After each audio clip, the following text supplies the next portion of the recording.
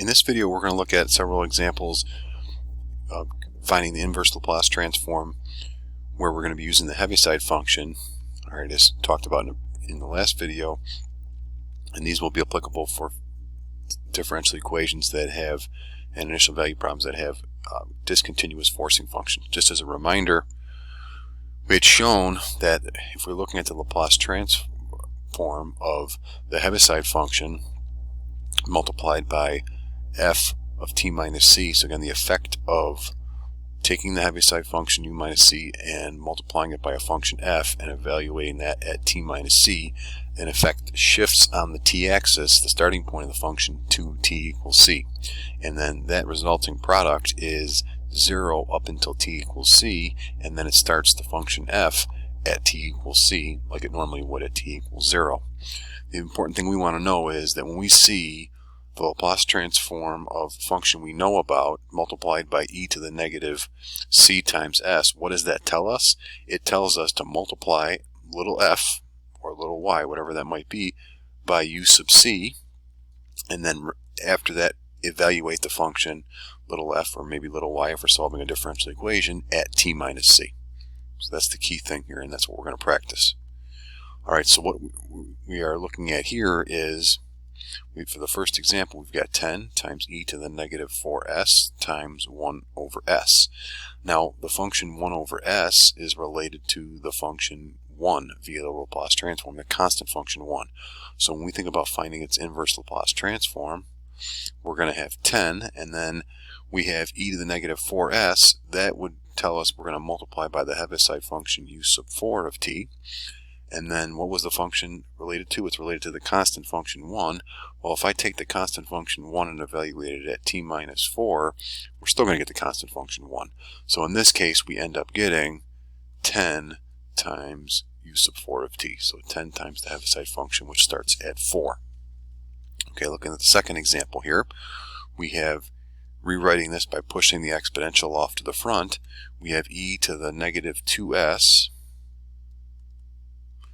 times 1 over s minus 3.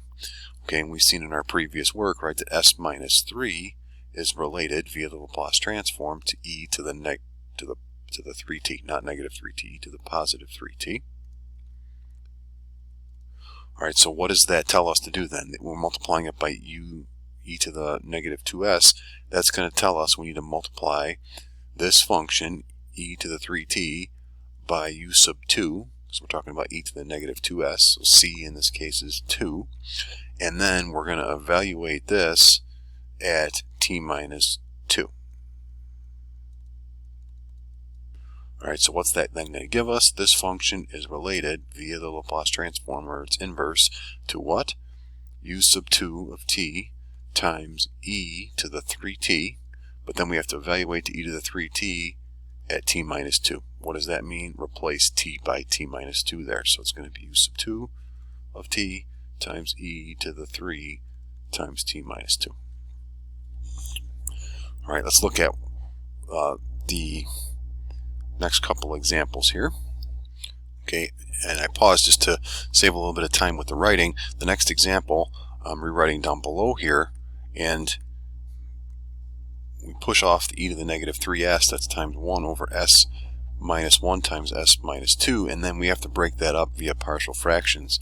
Alright, and I'm not going to do that work in this video, but it turns out that a comes out to negative 1 and b comes out to 1.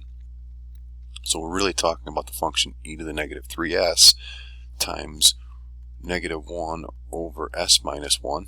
Alright, and keep in mind here that we can put that negative 1 in the front, so let's do that now. So it's really negative 1 times 1 over s minus 1, and then it'll be plus 1 over s minus 2. Alright, and now let's invert that. Okay, so this, again, whenever we see the e to the negative 3s in this case, that's going to tell us we're going to multiply by u sub 3 of t. And then let's say what these are related to. This is related to e to the t. Alright, we got the negative 1 in front, so it'll be minus there. This is related via the Laplace transform to e to the 2t. We're adding those together, and then again, the multiplying by that is not enough. We then have to evaluate these functions by replacing t by t minus 3. So for that example, the final result would be u sub 3 of t times e to the negative, and now we're going to replace t by t minus 3 there, plus e to the 2 times t minus 3. So we're going to put t minus 3 in there, and then we're going to put in t minus 3 as the exponent of e in the first term. And that's our inverse transform. So what are we saying here? We had e to the negative 3s over s minus 1 times s minus 2.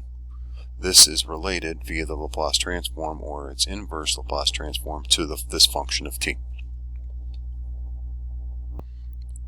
So that's quite typical, and we're going to see that when solving some initial value problems. We might have to do partial fractional decomposition along the way and then apply these Laplace transform effects.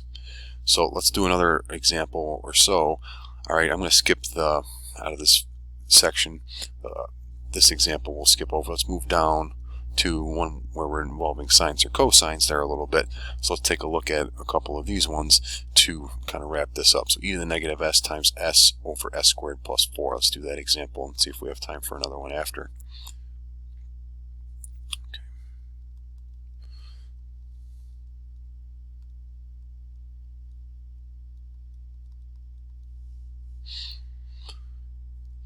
Alright, this one is set up pretty well for us. We recognize that this function here is related via the Laplace transform to the s on top. That's related to cosine of, and then we got s squared plus 4, and 4 is 2 squared, so that's cosine of 2t. Okay, now we have negative s, e to the negative s power, so that means we're talking about u sub 1 of t. Alright, so again, we're going to multiply the Heaviside function based at 1, so u sub 1 times cosine of 2t, but then we also have to evaluate this at t minus 1. Alright, so what's this going to convert over to via the Laplace transform, or its inverse? It's going to be u sub 1 of t times cosine of 2t, and then that is evaluated at t minus 1. So final result would be u sub 1 of t times cosine of 2 times the quantity t minus 1. There we go. That's it for that example. Alright, I've paused and rewrote the next example down. Alright, now this one is going to be related to sine. We don't see s on top. That's a 5 on top there. Alright, but we have to do a little bit of rewriting of this before we can really invert this, because we see that we have s squared plus 4 in the denominator there. So what we really need in the numerator is the number, which is the square root of 4, because 2 squared is 4, so we really need 2 up top there. Now we can make that happen by dividing the top and bottom by 2. So we multiply by 2 on top to put the 2 there. We push the 5 off in front, and therefore we need to divide by 2 also. Alright, now what's that going to tell us? Again, this part here we recognize as related to sine of 2t. 5 halves is just going to come along for the ride. This is going to be, again, u sub 3 of t, and then evaluate this at t minus 3. Okay, so this whole thing then, in terms of Laplace transform, is going to be what? U sub 3 of t times sine of 2, and not 2t, but t replaced by t minus 3. And that would be our final result there.